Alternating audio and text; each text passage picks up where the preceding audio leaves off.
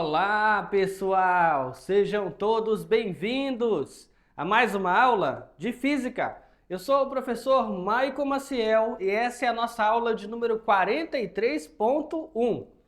Uma aula que está aí, muito bem posicionada e até dizer avançada em relação aos seus estudos da Física do primeiro ano.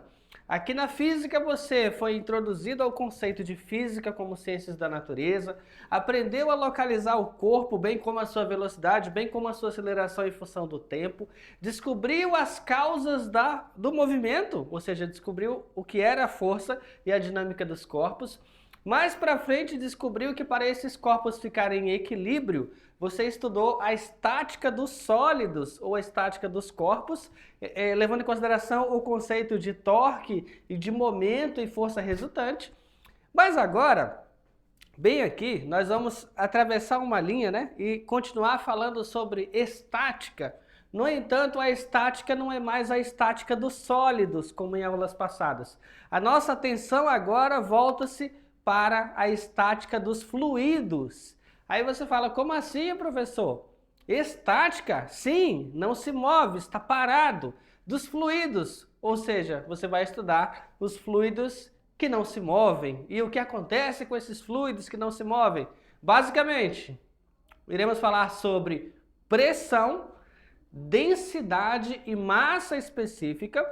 Falaremos sobre a atmosfera terrestre, a pressão atmosférica e ainda nossa atenção estará voltada para as unidades de medida da pressão, e o experimento de Torricelli. Então, pensa numa aula assim, cheia de conteúdo bacana e totalmente aplicado no dia a dia. Se prepara e vamos nessa! Olha aí, pressão e massa específica, né? E aí, olha só, basicamente, pressão... Cadê a nossa canetinha? Pressão e massa específica são conceitos, né, que estão ligados numa área da física chamada hidrostática, né? Hidrostática.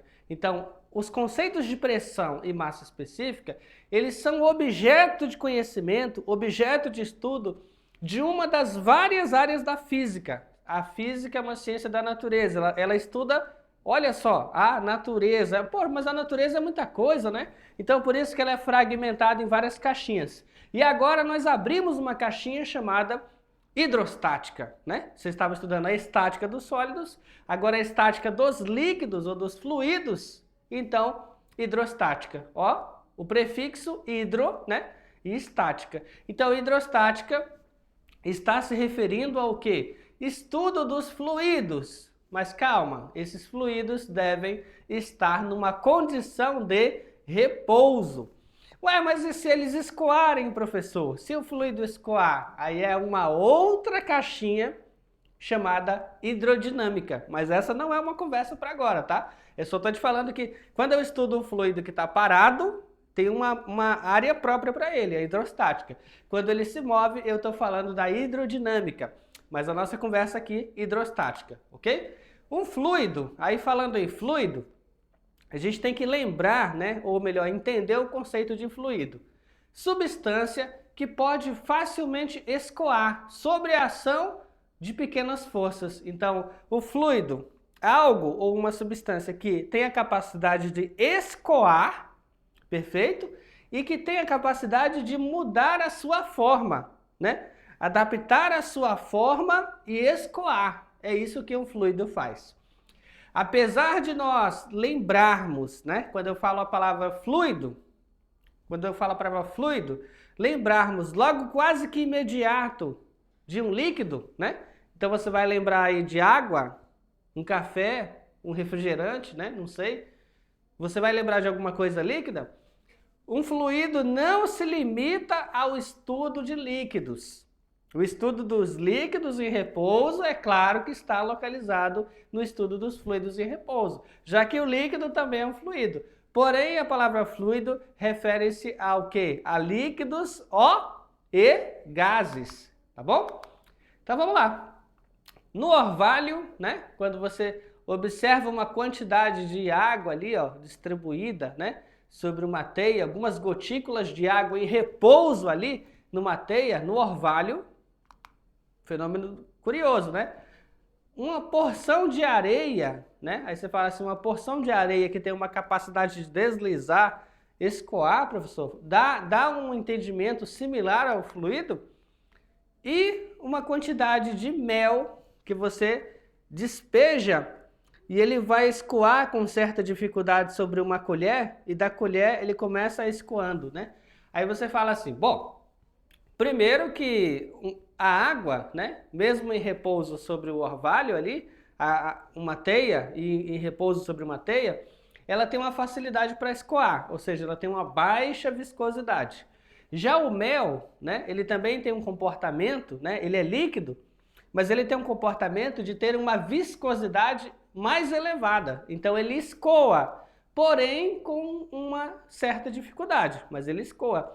E a areia, via de regra, é claro que ela vai fazer parte de um substrato, um sólido, mas dependendo de como ela estiver e da proporção, né, você pode chegar ao entendimento de que parte dela poderia estar escoando. Mas ainda assim, o conceito de fluido, ó, limitado a líquidos e gases, tá bom? Professor, e a chama, né? Você está dizendo que a combustão, o que acontece para eu entender como um fluido isso aqui? Basicamente, você vai ter na combustão a liberação de uma quantidade de energia térmica, ok? Todo o ar que está aqui ao redor, ao ser aquecido, muda a sua massa específica ou densidade, e a densidade desse ar aquecido próximo da fogueira vai fazer o quê? Com que ele se movimente. E aí tu vai ter as correntes de convecção. Então você tem um fluido, né?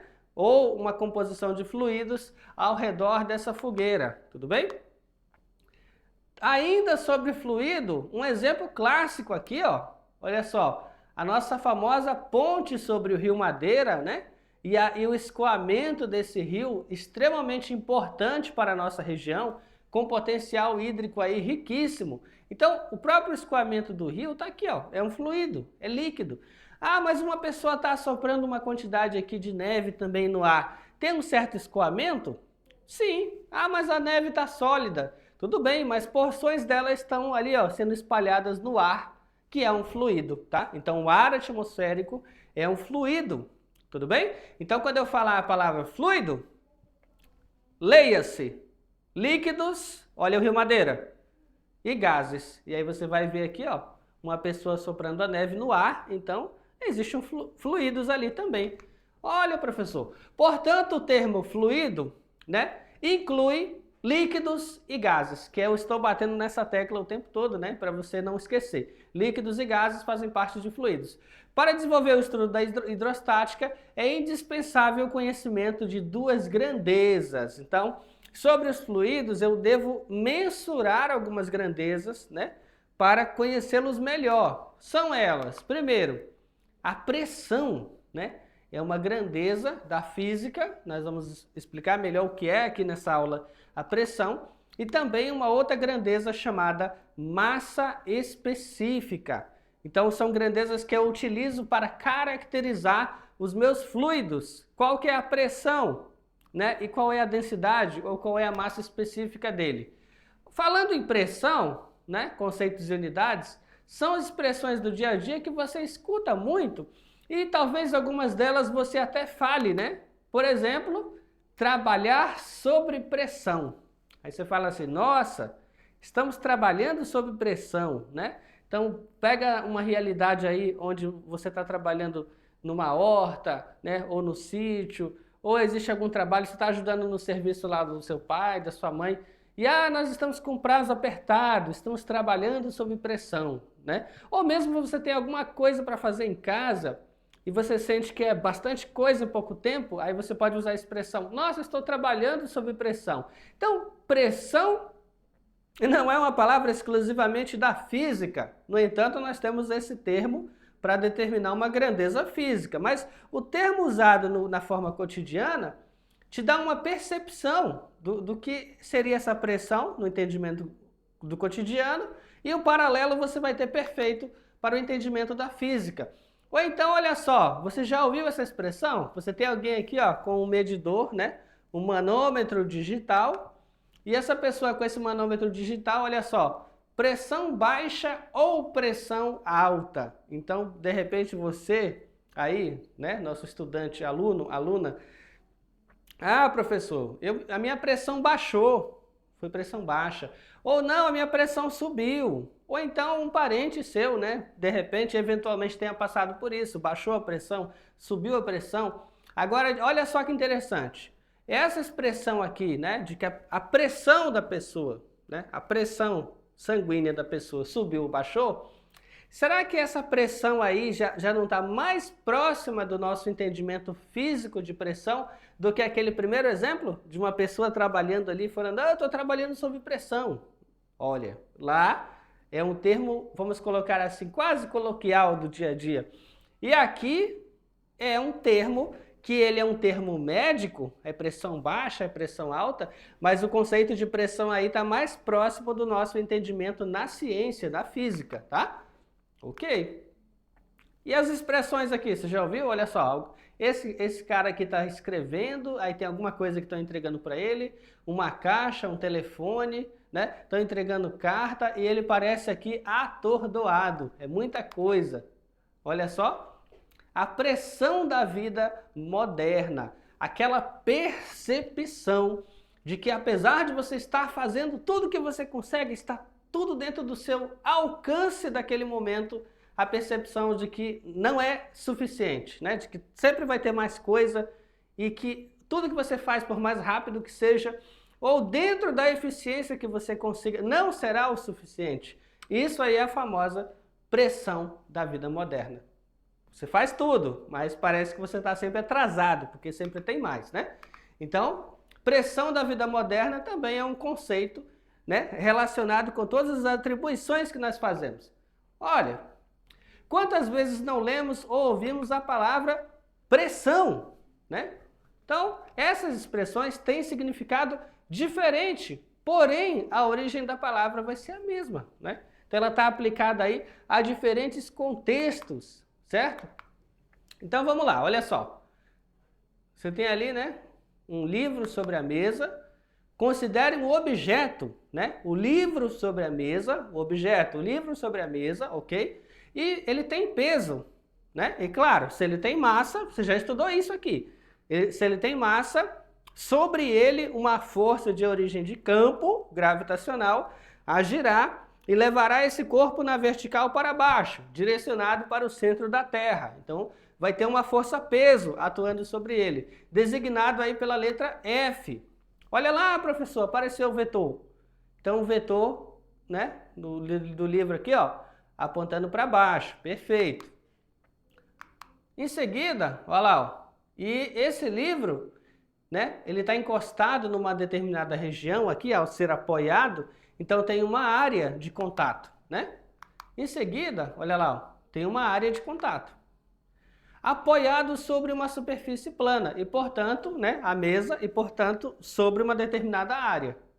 Seja a área na qual o objeto se apoia, né, então tem uma área de contato, observe que a compressão que o objeto exerce sobre a superfície, em razão do seu peso, está distribuído em toda a área, né? E a força F que produz a compressão é perpendicular à superfície. Professor, traduz isso aí. É simples. Aí na sua sala de aula, né? Pegue o seu caderno, ou um livro, ou pode ser um caderno, coloca sobre a mesa. Aí você colocou sobre a mesa. Bom, antes de colocar sobre a mesa, você sentiu que esse caderno tem um peso, correto? Ele tem massa, ele é, entre aspas, ó, pesado, ele tem um peso. Você colocou sobre a mesa. Ele vai ocupar só uma região da mesa. Então, uma área, né? Ali, transversal, uma secção transversal, uma área. O peso desse seu caderno sobre a mesa, ele distribui. Então, pronto. Então, uma força aplicada perpendicular, ou seja, formando 90 graus com a mesa. Direcionado onde? Na vertical para baixo. Ok? Aqui e aqui na figurinha, ó. 90 graus, força aplicada e área, né? Ok. Agora, que força é essa aplicada e como que essa área, né, sobre a qual ele é aplicado está relacionado com a nossa grandeza de interesse? E aí que vem a definição, né, para pressão. Define-se pressão de uma força F perpendicular à superfície e distribuída sobre a área A da seguinte forma. E aí está a primeira equação que você deve anotar, tá? Essa é a primeira equação que você deve anotar. Vai ser assim, ó. Pressão é igual à força aplicada, né, de forma perpendicular, dividido pela área de contato. Ou seja, essa sua área aqui, ó. Ok? Então, onde vamos ter aqui P, a pressão de uma força, a força aplicada e a área de contato. Ok? Manda na tela. Falar um pouquinho sobre as unidades. Olha só. Essa superfície, vamos colocar assim, alfa, né? E eu aplico uma força aqui, F, e essa força formando 90 graus. Então, força perpendicular à área. Beleza. Professor, a força é medida em newtons, né? Então, força se mede em newtons. A área se mede em metros quadrados. Então, a área, metros quadrados. Então, naturalmente, a pressão ela vai ser medida em newton por metro quadrado. Ok? Um detalhe interessante aí é o seguinte. Apesar de a força ser uma grandeza vetorial, a pressão é uma grandeza escalar. Eita, né? Olha que coisa curiosa. A força é vetorial, né? A força tem módulo, tem direção e tem sentido. A área é uma grandeza escalar. Mas a pressão não tem direção e sentido. A pressão ela só tem uma quantidade. Então a pressão também vai ser uma grandeza escalar, tá bom? Tome nota. Vamos ao primeiro exemplo aqui, ó. Se o peso de um objeto é 90 newtons e ele está distribuído aí numa área de 3 centímetros quadrados, a pressão sobre a superfície será D. Então, basicamente, ele forneceu a força aplicada, que é a força peso, e falou para você, ela seria aplicada em qual área? 3 centímetros quadrados. Então, eu posso aí substituir na equação. Então, eu vou ter 90 newtons dividido pela área, o que vai te dar o quê? 30, né? 30 newtons por centímetro quadrado. Lembrando que centímetro quadrado não é o padrão do sistema internacional, mas facilmente você consegue converter de centímetros quadrados para metros quadrados, tá bom? Sem nenhum problema. E aí, falando de unidades, olha só. Você vai ter unidades da pressão. São elas o milímetro de mercúrio, que corresponde a 133 newtons por metro quadrado, que corresponde a 133 pascal. Também uma unidade extremamente famosa é o atmosfera, o ATM, né? Uma atmosfera vai ser aproximadamente 1,01 vezes 10 a quinta pascal. O atmosfera é aproximadamente 1 kg-força por centímetro quadrado. E aí tem as unidades estrangeiras, tá? A libra por polegada quadrada, o quilograma-força por centímetro quadrado e ainda a libra por polegada quadrada. Ou seja, para países que não utilizam o sistema internacional, é muito comum usar essas unidades estrangeiras. Aqui no Brasil, com muito mais frequência, nós falaremos em newton por metro quadrado ou ainda pascal, tudo bem? Vamos nessa. Massa específica e unidades de densidade. Consideremos um objeto que tem massa m e ele tem um volume v. A massa específica ou a densidade absoluta dele, né, pode ser dada assim. É uma relação entre a massa de um corpo e o seu volume, né? Então, ela é representada aí pela letra grega ρ. Né? Então, essa letra grega ρ parece um Pzinho, né, pessoal? Parece um P, mas é o ρ. Letrinha grega, ρ. Essa letra grega ρ será utilizada aqui para dar a noção da massa específica. E aí, como que calcula a massa específica? É fácil. É basicamente dividir a massa do corpo dividida pelo volume que ele ocupa no espaço, né? Onde a densidade absoluta ou massa específica, né? Ela pode ser aí em quilograma por metro cúbico. a massa do corpo em quilograma e o volume em metros cúbicos, tá? E aí um exemplo aqui, ó, tranquilo. Se o objeto de alumínio tem volume 40 centímetros cúbicos e massa 125 gramas, qual é a sua densidade? Então, qual o valor da sua densidade? Nesse caso, vamos utilizar a equação da massa específica, massa dividido para volume, a massa 125 gramas, o volume 40 centímetros quadrados, dividiu, você vai ter então que a densidade ou massa específica 3,125 gramas para cada centímetro cúbico, tá? Então, como é que você sabe que é grama e centímetro cúbico? Porque a massa foi fornecida em gramas e o volume foi fornecido em centímetros cúbicos. A unidade de medida da densidade é a razão entre a unidade de massa e a unidade do volume. Então, basta ficar atento, né, a essas unidades. Por exemplo, se a massa estiver em gramas, né, e o teu volume estiver em centímetro cúbico, naturalmente a sua densidade vai ser gramas por centímetro cúbico. Agora, professor, eu quero expressar isso em quilograma por metro cúbico. Então é feito um fator de conversão que te leva a essa expressão aqui, ó. 1 grama para cada centímetro cúbico equivale a 10 a terceira quilogramas, ou seja, 1000 quilogramas para cada metro cúbico, tá bom? Esse é um fator de conversão. Então, no sistema internacional, a unidade do Rho, né, da massa específica, vai ser quilograma por metro cúbico, ok? Por exemplo, vamos aqui, ó, a água pura, né? A água pura, destilada, aquela água que não é a água do rio, nem água do mar, e nem tem sais minerais, nada, destilada, pura, ela é 1 grama por centímetro cúbico. Ou seja, para cada metro cúbico, você vai ter o quê? 1000 quilogramas. Essa é a relação aqui, ó. 10 a terceira quilogramas para cada metro cúbico, ok? Pressão atmosférica, a atmosfera terrestre. Vivemos mergulhados em uma imensa massa de ar, né, que é a nossa atmosfera.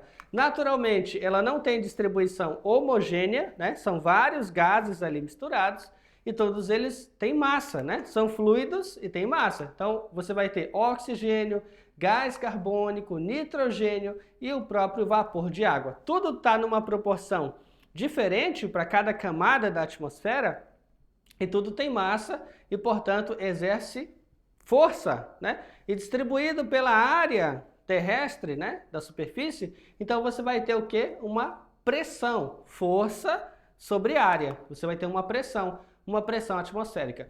Manda na tela, vamos explorar essa imagem um pouco melhor. Então aqui, por exemplo, até 10.000 quilômetros da troposfera, 40.000 quilômetros é a faixa da estratosfera, 50.000 quilômetros a mesosfera, 300.000 quilômetros a termosfera e acima de 400.000 quilômetros a exosfera. Então, de fato, são camadas, né, da atmosfera terrestre, cuja proporção de gases é diferente de um ponto para o outro. Então, por exemplo, assim, existe uma proporção de oxigênio aqui na superfície da Terra. Se você subir vários quilômetros, a proporção de oxigênio é bem menor, tá? Então muda. A figura mostra que a distribuição da massa de ar na atmosfera não é uniforme, ou seja, é uma distribuição desigual, que é modificada com a altura. À medida que nos elevamos nessa massa de ar, ela vai se tornando cada vez mais rarefeita, ou seja, menos densa, tudo bem? Então vamos entender a pressão atmosférica. O ar, como qualquer substância próxima da Terra, é atraída por ela. Por quê? O ar atmosférico é feito de uma mistura de gases atmosféricos. Cada conjunto de gases, ótimo, tem moléculas. São muito, muito pequenas, mas ainda assim são moléculas, são átomos e tudo isso tem massa. Se tem massa, está sujeito à força gravitacional, à força peso. Então tudo aí exerce força, né, sobre a superfície da Terra. Então, o ar, apesar de você, né, no dia a dia não perceber isso, ele tem um peso, né? Por isso, a camada atmosférica que envolve a Terra atinge uma altura de dezenas de quilômetros e exerce uma pressão sobre os objetos nela mergulhados. Essa pressão é a pressão atmosférica. Você não percebe isso, né? Porque você já nasceu nisso, o seu organismo já está habituado, a partir da própria seleção natural, a nossa espécie já está habituada, adaptada a essa pressão. Tudo que tem no seu sistema biológico, a dinâmica biofísica do seu corpo está adaptada a essa pressão que é a pressão atmosférica. Então, por isso que para nós nem parece, né, que você está sob pressão, mas sim, você está sob pressão. Se ela aumentar bem mais do que isso, você vai sofrer efeitos biofísicos. Se ela reduzisse bem mais do que isso, você também sofreria efeitos biofísicos em cima disso. Aí olha só, uma foto aqui, ó, um astronauta, né, sobre a Lua. Em todos os planetas e satélites naturais que possuem atmosfera, existirá uma pressão atmosférica com um certo valor. E no caso da Lua? No caso da Lua, não havendo atmosfera, não haverá pressão atmosférica. Como assim, professor? Bom, existe gravidade na Lua? Existe gravidade. A gravidade na Lua é aproximadamente 1/6 da gravidade terrestre. Gravidade existe. O astronauta, ao dar um pequeno salto, ele ainda é puxado para a superfície da Lua. Existe peso agindo sobre ele, bem menor. No entanto, não existe atmosfera. Se ele retira o capacete, não há esse ar aqui, ó, esse conjunto de gases para ele respirar. Então, por isso que, é claro, ele deve estar protegido aí com um sistema próprio, né, de respiração. Até a época de Galileu, vamos lá, manda na tela. Até a época de Galileu, né, lá no século XVII, a existência da pressão atmosférica era desconhecida, né, pela maioria das pessoas e até mesmo contestada por muitos estudiosos da física. Eles acreditavam que não existia essa coisa de pressão atmosférica. Aí teve um físico, né, que se destacou, um físico italiano, Evangelista Torricelli, contemporâneo e amigo de Galileu, realizou uma experiência famosa, tá? Experiência famosa, que demonstrou a existência da pressão atmosférica e o cálculo do seu valor. Vamos entender esse experimento de Torricelli. O que ele fez? Será que foi muito complicado esse experimento? Não, não foi não, tá? Eu já vou dar esse spoiler. Mas apesar de não ter sido complicado, foi um experimento muito criativo, né? Olha lá, experimento de Torricelli. Em sua experiência, Torricelli encheu de mercúrio um tubo de vidro. Tá aqui, ó. Olha o tubo de vidro, tá? Ele encheu o tubo de vidro de mercúrio. Qual que era o comprimento? 1 metro de comprimento. Então, ele pegou um tubo, encheu de mercúrio, 1 metro de comprimento, e ele fechou, né, uma das extremidades. E a outra, com o dedo, ele tampou, tá? Uma delas é fechada, ele encheu, tampou e virou. Ok, tá cheio. Tampando a extremidade livre e invertendo o tubo. Mergulhou essa extremidade num recipiente que também contém mercúrio. Caramba, olha só. Então aqui, ó, aqui é um tubo de 1 metro, ele encheu de mercúrio, inverteu e está com o dedo aqui tampando, tá? Para esse mercúrio que ele colocou no tubo não sair. Em seguida, ele vai mergulhar esse tubo aqui, ó, no recipiente que tem mercúrio e vai destampar. Ou seja, aquele dedo que ele estava utilizando para prender, lá dentro ele retira esse dedo. O que você acha que vai acontecer? Algumas pessoas diriam, quando ele tirou o dedo ali, professor, aquela coluna com o mercúrio de 1 metro, ela iria descer e escoar para o recipiente, né? Algumas pessoas pensariam isso. Estão erradas. O que de fato aconteceu?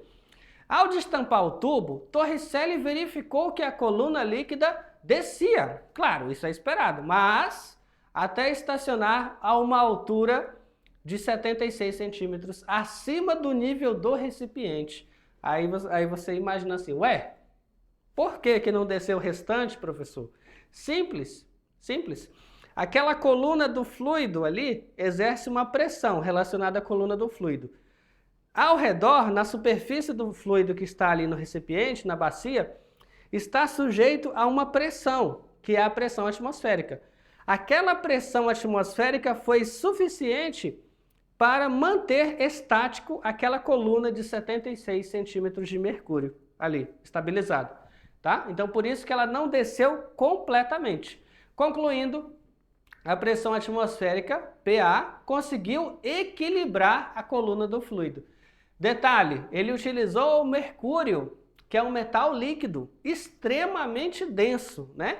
E se ele utilizasse outro fluido para esse mesmo experimento, será que a coluna ia ser só de 76 centímetros? Será que seria menor do que isso? Será que seria maior do que isso?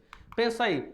Observe que acima do mercúrio no tubo temos o vácuo, pois se fosse feito, né, um orifício no tubo na região de modo que da entrada do ar fosse permitido, a coluna desceria até o nível com o mercúrio do recipiente. O que ele está dizendo aqui é o seguinte: no momento que ele mergulhou o tubo de cabeça para baixo e o fluido desceu, nessa região aqui, ó, ficou o vácuo, tá certo. E detalhe, ele está estacionado aqui, porque eu tenho a força, né, e a pressão atmosférica sobre o fluido, equilibrando a pressão da coluna do líquido. Digamos que eu quebrasse a parte superior do vidro, aqui ó, eu viesse aqui e fizesse uma pequena rachadura no vidro. No momento que eu quebrasse, esse fluido iria descer, né?